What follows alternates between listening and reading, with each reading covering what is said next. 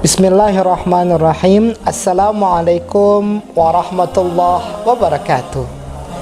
Sobat UNH yang berbahagia di manapun Anda berada, alhamdulillah kita sudah berada di hari-hari terakhir di bulan suci Ramadan tahun ini, 10 malam terakhir.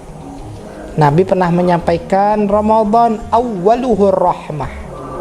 Ramadan 10 malam pertamanya adalah rahmat kasih sayang Allah.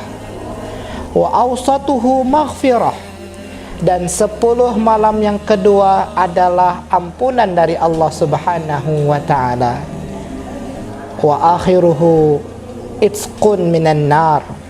Dan 10 malam terakhir adalah pembebasan dari siksa api neraka. Maka di malam terakhir bulan Ramadan ini, yang tadinya kita di awal Ramadan semangat untuk menambah amal ibadah, kita tingkatkan lagi di akhir-akhir ini.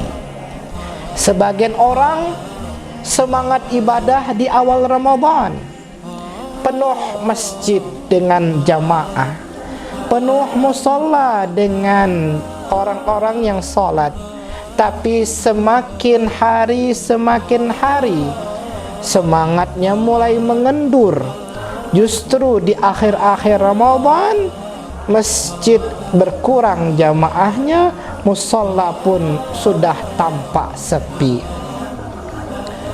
Justru di akhir Ramadan, di situ ada yang namanya pembebasan dari siksa api neraka bagi orang-orang yang betul-betul memanfaatkan momen 10 hari akhir Ramadan ini dengan amal saleh. Sobat UNH yang berbahagia, yang dimuliakan oleh Allah Subhanahu wa ta'ala, di malam terakhir ini ada juga istilahnya malam Lailatul Qadar, malam penuh dengan kemuliaan. Allah abadikan dalam surah Al-Qadar, a'udzubillahi minasyaitonirrajim, bismillahirrahmanirrahim, inna anzalnahu fi lailatul qadar. Sungguh kami telah turunkan Al-Quran di malam Lailatul Qadar. Lailatul Qadar khairun min alfis syahr. Dan malam Lailatul Qadar itu lebih baik daripada 1000 bulan. Kalau ditotalkan, 1000 bulan itu sama dengan 83 tahun. Orang yang betul-betul memanfaatkan malam Lailatul Qadar dengan amal ibadah, maka dia akan mendapatkan pahala bagaikan beribadah 1000 bulan atau sama dengan 83 tahun. Kalau kita berumur 20, 30 atau bahkan 60 tahun, sedikit yang bisa sampai kepada angka 83 tahun. Tapi bagi orang yang betul-betul memanfaatkan malam-malam Lailatul Qadar, maka dia akan diberikan pahala bagaikan orang beribadah non-stop tanpa henti selama 83 tahun. Sobat UNH yang berbahagia, tanazzalul malaikatu warruhu fiha biizni rabbihim min kulli amr, salamun hiya hatta matla'il fajr. Malam Lailatul Qadar, malam yang mana malaikat turun ke bumi menyaksikan hamba-hamba Allah yang tengah beribadah, menjadi saksi nanti di hari kiamat bahwasanya kita di malam itu tidak lalai, bahwa kita di malam itu justru mengingat Allah Subhanahu wa ta'ala. Mereka menyaksikan, bahkan waruhu fiha, dan ruh di sini adalah malaikat Jibril, pemimpin para malaikat. Salamun hiya hatta matla'il fajr, dan kesejahteraan, kedamaian di malam itu sampai matahari terbit.